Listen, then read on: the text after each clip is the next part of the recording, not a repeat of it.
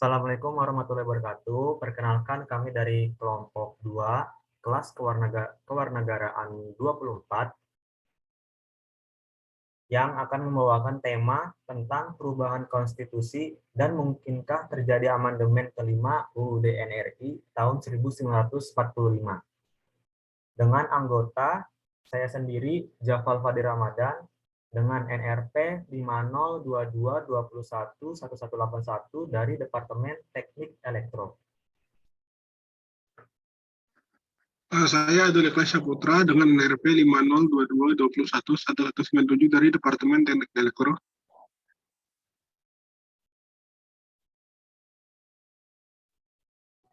Saya Aditya Rizky Hendira, NRP 5018211037 dari Departemen Teknik Perkepalan. Perkenalkan, nama saya Muhammad Rio Putra Onasis dengan NRP 501821111001 dari Departemen Teknik Perkapalan.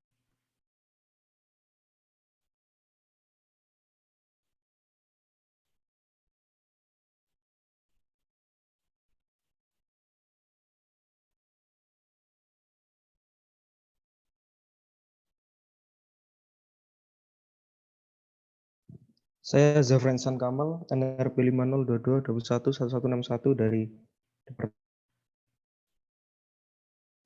Saya Akmaluddin Pratama Ramadan dengan NRP 5022211169 dari Teknik Elektro.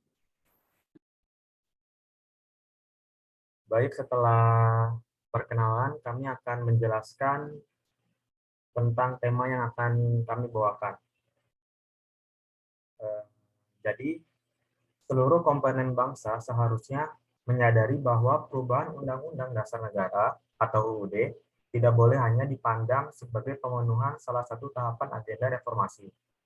Meskipun dalam perubahan itu terdapat beberapa hal positif, namun masih banyak kalangan yang mengkritik dan menilai bahwa UUD NRI tahun 1945 masih mengandung beberapa kelemahan, baik dari segi substansi, prosedur, dan mekanisme perubahan UUD tersebut.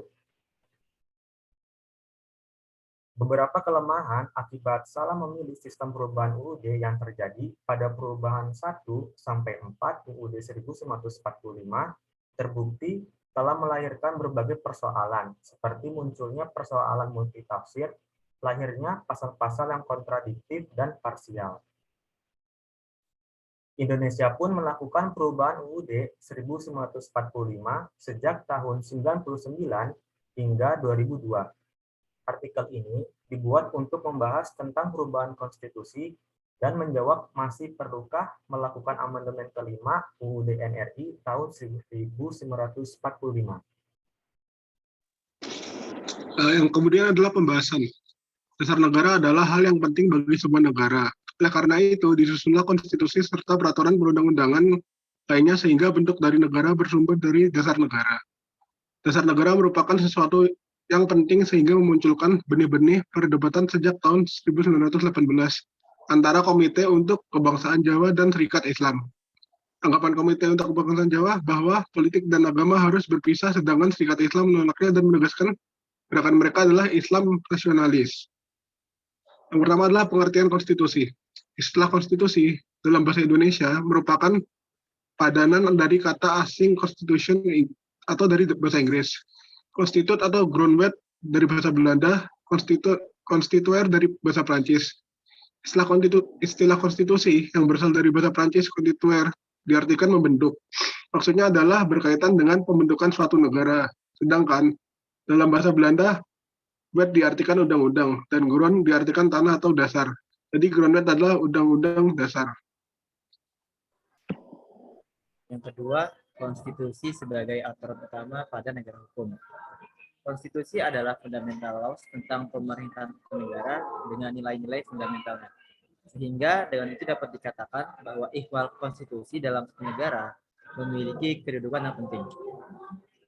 Mengenai permasalahan konstitusi, Disin membedakan antara konstitusi dan konvensi konstitusi. Konstitusi adalah sekumpulan hukum yang diakui oleh pengadilan, sedangkan konvensi konstitusi terdiri atas istiadat, perilaku, asas atau prinsip yang tidak ditegakkan atau diakui oleh pengadilan. Namun, dalam pendapat lain, ada juga yang mempersamakan konstitusi hanya terbatas pada undang-undang dasar. Dalam hal ini, konstitusi memiliki kedudukan sebagai alat untuk mengharmonisasi kepentingan dan kebaikan bersama. Dan kedudukan konstitusi ditentukan oleh ideologi yang manusia negara. Dalam konteks Indonesia, tujuan bernegara yang terdapat dalam alinea keempat pembukaan UUD 1945. Adapun tujuan negara Indonesia tersebut adalah sebagai berikut. Melindungi segenap bangsa Indonesia dan seluruh tumpah darah Indonesia, memajukan kesejahteraan umum, mencerdaskan kehidupan bangsa, dan ikut melaksanakan ketertiban dunia berdasarkan kemerdekaan, perdamaian abadi, dan keadilan sosial. Lalu selanjutnya ada fungsi konstitusi.